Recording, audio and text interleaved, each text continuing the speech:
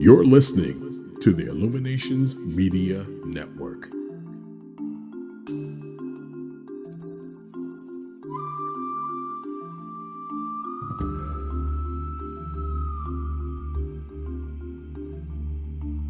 Welcome to Solutions Radio. I'm so glad you're here with us this evening. Now we have our guest, Dr. Charles Richards, who's the author of Karmic Relationships, Healing the Hidden Wounds.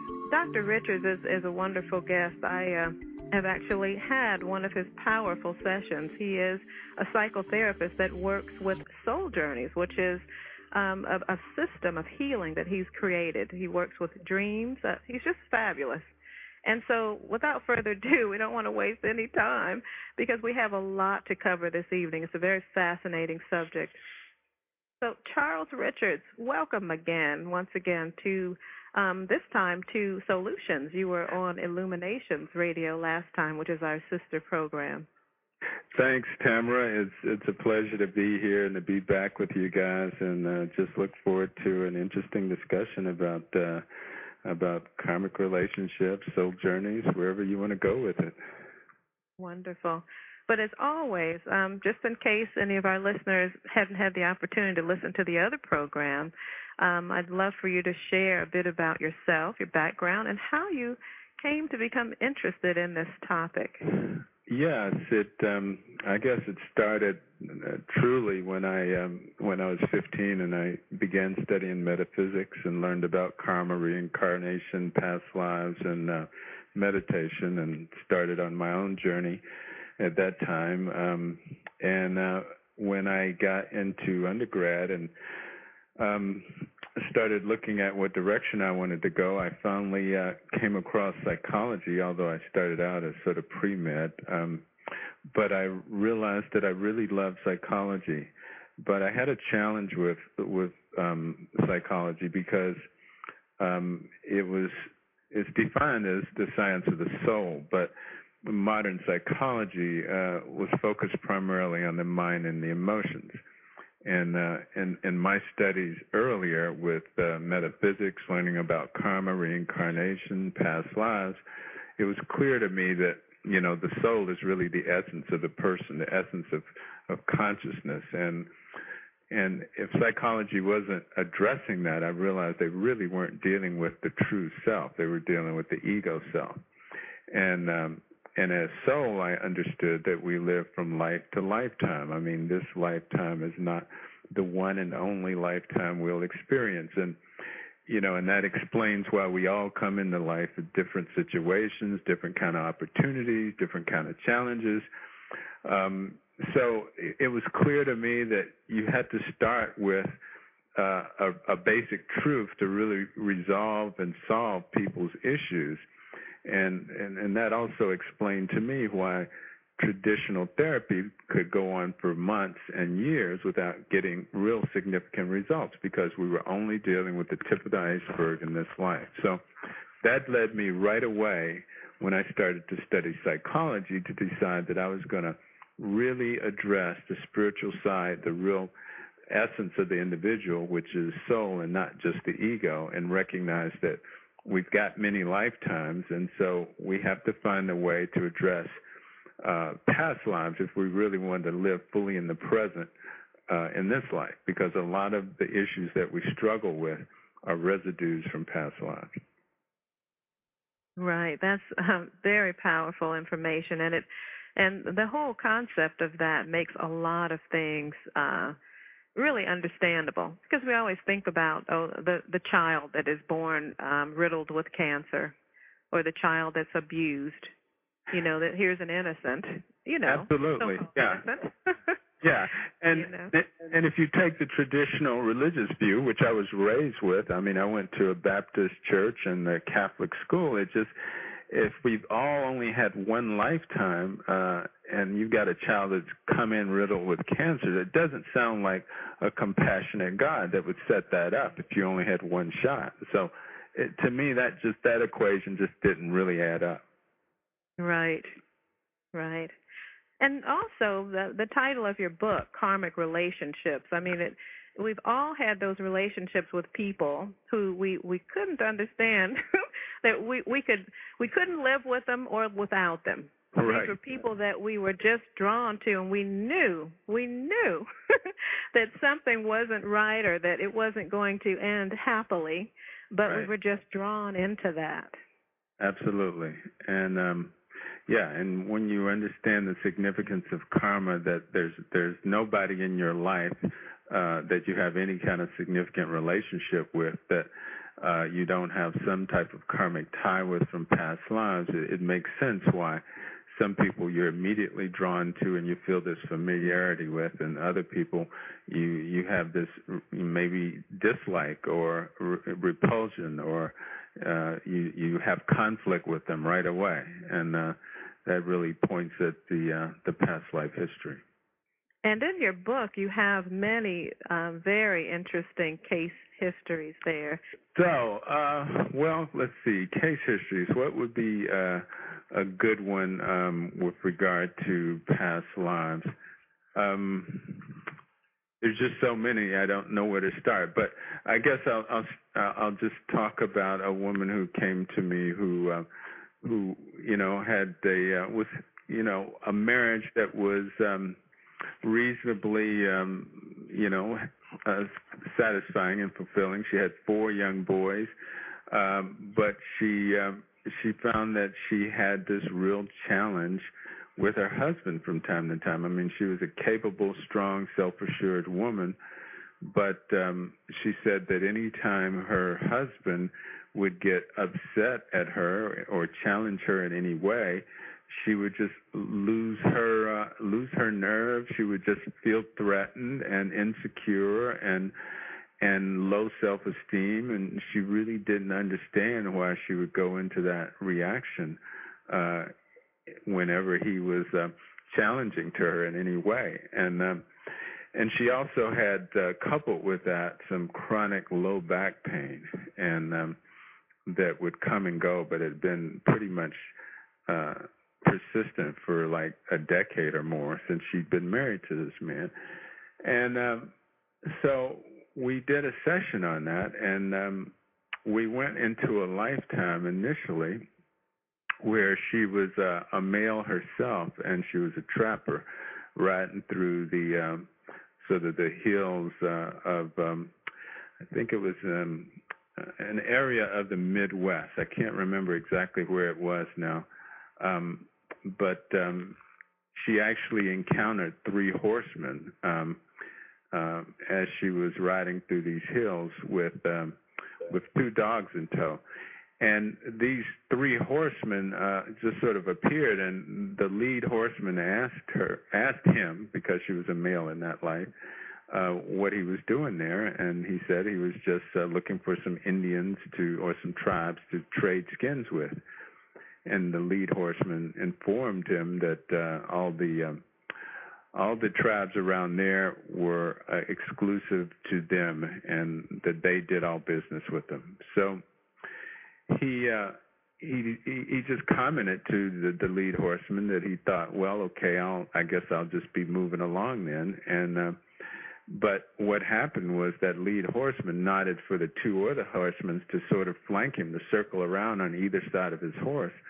And one rode up and jabbed a knife in his back, and he fell off the horse, and they basically stripped his horse of his saddlebags. They cut his little pouch with his gold nuggets off of his waistband, and left him there to bleed to death with his dogs sort of barking at his side.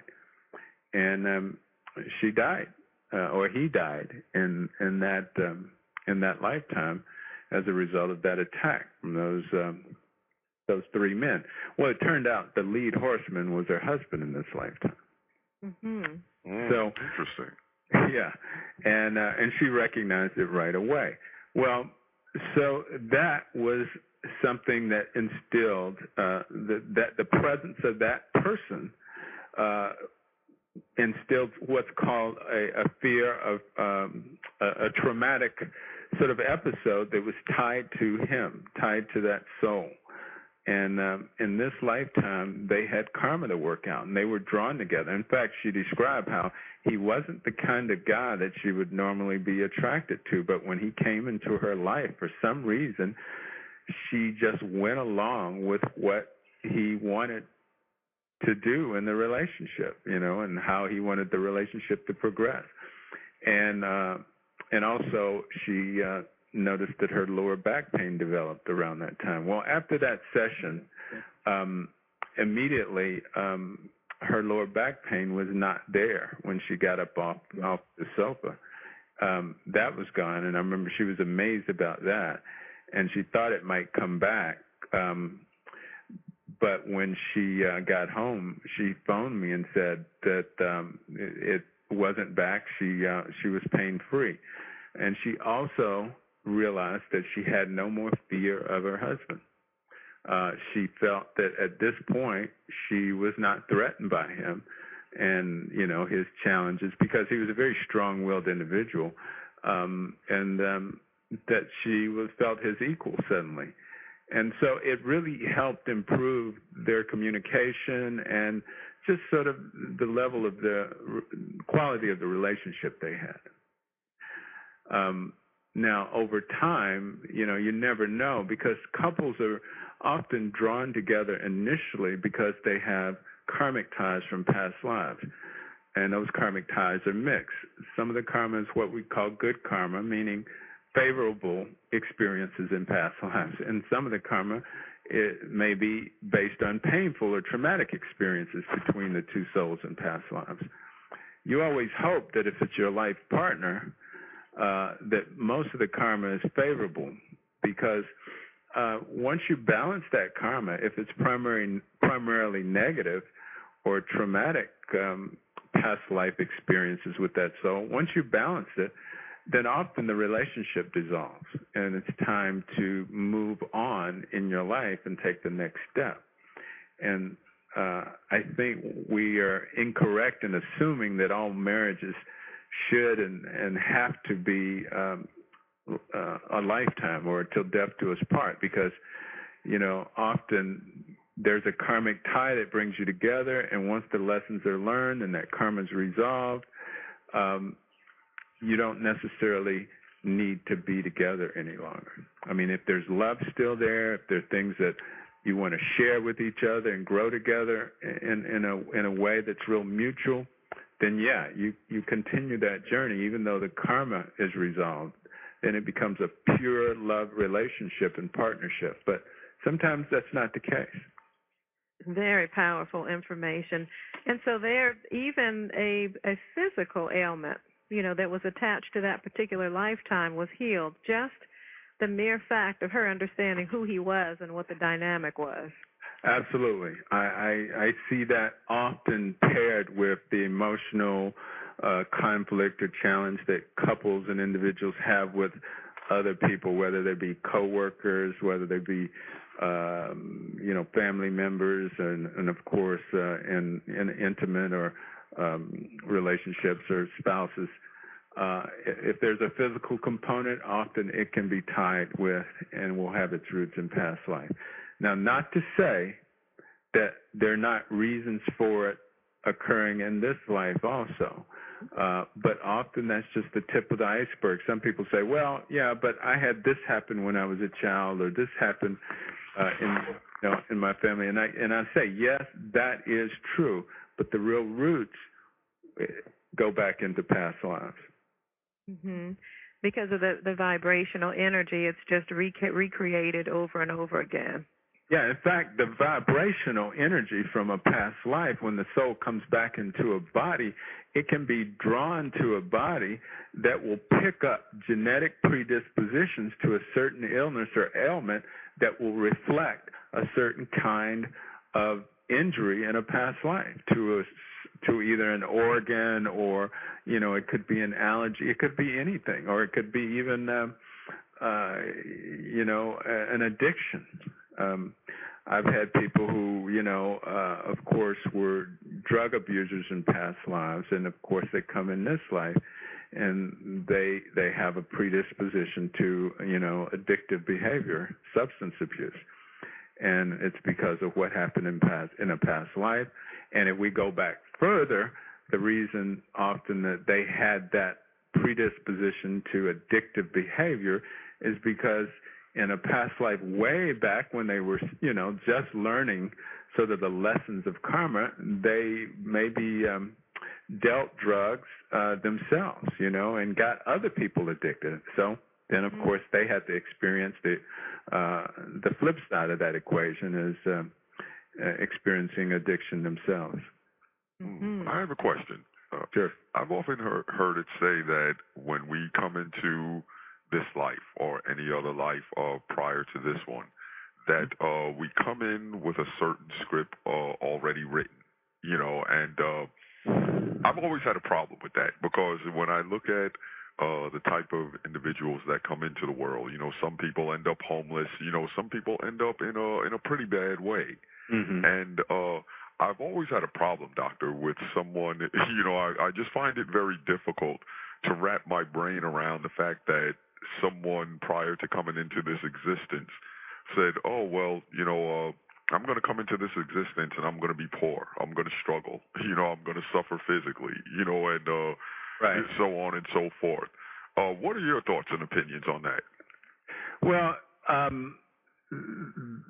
sometimes the conditions, often the conditions that a soul comes into are pre-established, meaning you realize, let's say, that you have a certain karmic sort of portfolio that involves certain kinds of experiences that you need to experience to balance your karma and to grow in consciousness and awareness. Really, and the ultimate goal is to really learn to open your heart and to give and receive love. I mean, that's really what the whole cycle of karma and cause and effect leads to ultimately. But we all come in with certain karmic baggage that we need to resolve, good and bad. And so that leads to certain conditions that we're born into. But what we make of those conditions are up to us. I mean, we, and often in the between life state, we will review the kind of situations we'll encounter with the sort of intention of choosing the highest expression, of making choices that really lead to sort of resolution and growth and fulfillment through that experience, as opposed to feeling beat down and challenged even more. And there's always a way to take it to the next level. And we see that clearly before we come into the life. But then, of course, when soul comes into a new body, it doesn't have the memory from the past lives or even the between life state where it saw and knew what was coming.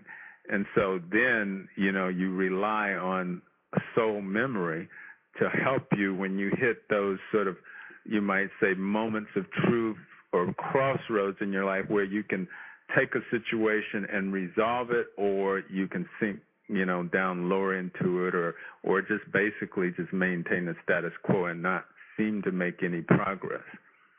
And we have to remember that soul is eternal.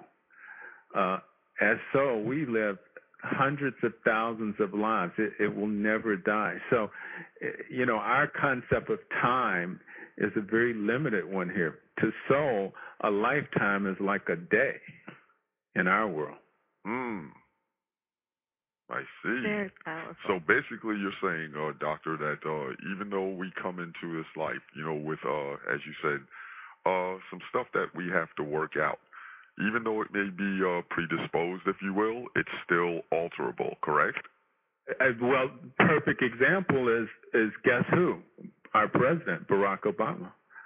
I mean, what kind of situation was he born into?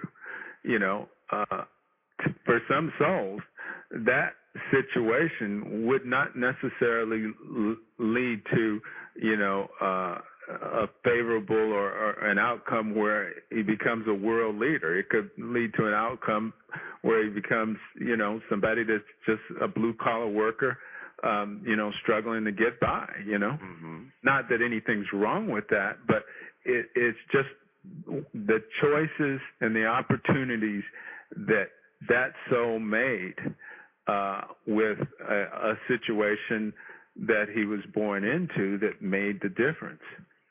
And that's possible for any soul if it has, you might say, the drive and the, you might say, the seasoning from past lives to really take advantage of even the opportunity and adversity.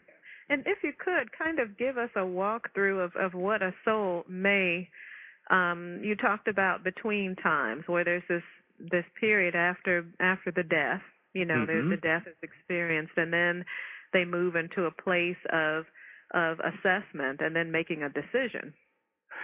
Yeah, and again, that's just as diverse as the kind of experiences that we have here going through, let's say, customs from one country to the next. I mean, we've got all kinds of countries all over the world, and when you go through customs and immigration, they're all different. And depending on the soul and their religious beliefs and training and expectations, they will have different experiences when they leave the body. And let's say someone's a Catholic. Well, they probably are going to be greeted maybe by friends who've gone on before, who maybe share their religious beliefs on the other side, and they will be taken to sometimes initially to a place where they're just greeting and meeting old friends, old souls from this life and previous incarnations. And they'll recognize those souls even though they may not have known them all in this life. And I talk about this in the last few chapters of my book. I think it's the 10th and 11th chapter. I go into the between life state. Yeah. And then there's often a period, depending on, again, the orientation of the soul, where they are their karmic, you might say, performance is evaluated by some judges of karma, or lords of karma, as they are often known. And they're just very impersonal and objective about looking at how the soul either took advantage of or you might say were not very successful in some of the challenges and opportunities that were presented. And did they resolve sort of karmic baggage, or did they create more? Did they take it? So all of that's evaluated, and then there's various periods of, you might say, depending on the soul and whether this soul is someone that was a very positive and compassionate soul, or one that was very self-serving and negative and maybe even destructive. They will be sent to either maybe a vacation area where they spend time with souls that they've been with in past lives in a very comfortable, maybe like paradisical environment, or they may be sent to reform areas where the souls are shown and taught the error of their ways, that it's almost like reform schools. And some of those places can be quite challenging for the soul to have to live in and go through, but it's never eternal, and it's always remedial. So at a certain point there comes a time when the leaders or the spiritual guides will approach the soul and say, okay, it's time to prepare for a new lifetime, to move back into a new body. And they will help them make decisions based on their karmic situation as to what's going to be the next lifetime and what kind of situation is going to optimize their opportunity to take the next step.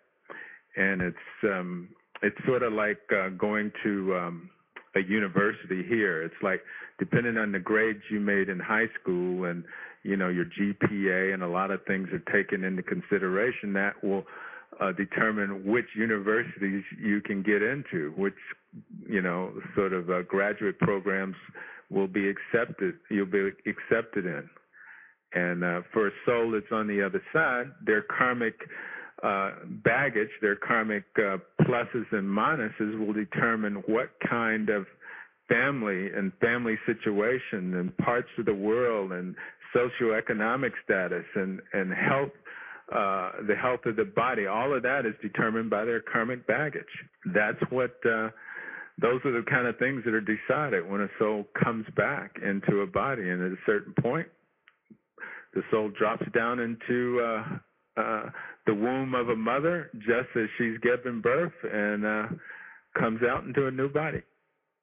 Oh, interesting. Now, I've always had a very strong interest in psychology, Dr. Richards. I began with studying the works of Dr. Nathaniel Branden.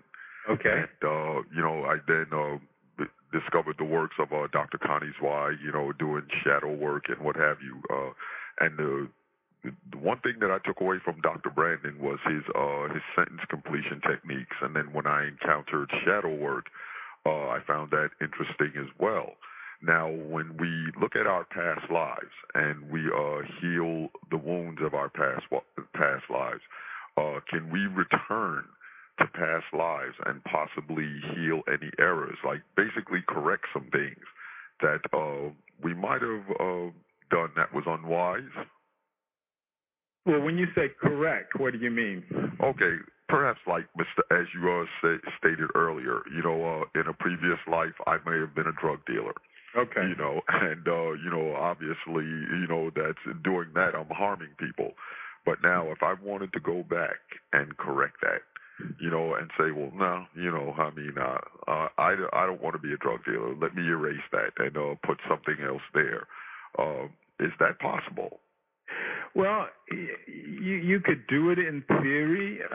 My experience when I'm working with people and we're dealing with past lives where they've been a victimizer, when we take them back to that life, on some level, there's a part of them that recognizes that what they're doing is hurtful and harmful to other individuals, and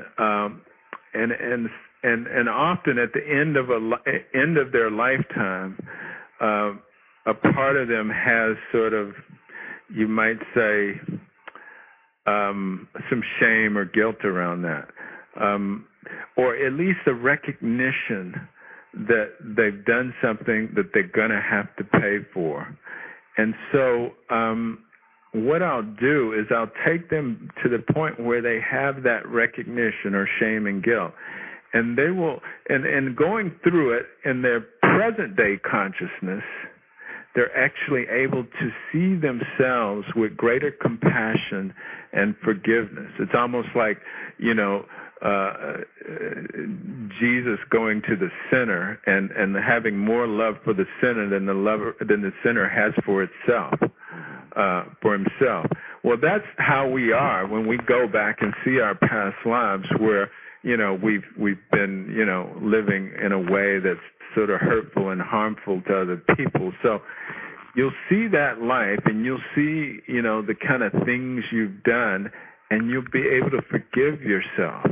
And in forgiving yourself, you basically neutralize a lot of the charge and the significance around that particular the actions in that life. Because what that lack of forgiveness does, or any shame and guilt, it sets in motion a karmic retribution cycle that you're going to have to deal with in future lives. So they will go back, they'll see what they did, they will actually forgive themselves, and then what happens is they'll still be lives maybe where they were addicted to drugs themselves, but the energy will start to dissolve and release from that because it's not fueled by shame and guilt that hasn't been released and accepted as through forgiveness. I see. So sometimes a person has to forgive their own self for what they did in past lives to fully resolve a pattern. And that's the way you might say you erase the effect of that. Yes, there's an energy. There's a fine example of that in your book where you talked about the man who it was a man with child abuse, sexual abuse. Oh, right. He had been sexually abused in this life by his mom and dad, and he didn't know about it until he came to my office, and he'd been through like years of psychoanalysis and by top psychoanalysts, and he'd been through a lot of different kinds of therapy, and but he knew something wasn't resolved. And as soon as I sat down with him after about 20 minutes of my intake, I sensed that it started with something, at least in this life, in his childhood, that there was some sexual abuse. And when I actually cued to go after that, we turned up, extensive sexual abuse by his mom and dad in this life. Then we went to past lives, and he had been molested as a young girl who was blind, and she had been molested and killed. And so there were incidents in past lives of sexual trauma and abuse also. And even though we had cleared all the past lives and even present life incidents of being sexually abused, he was still angry at his parents,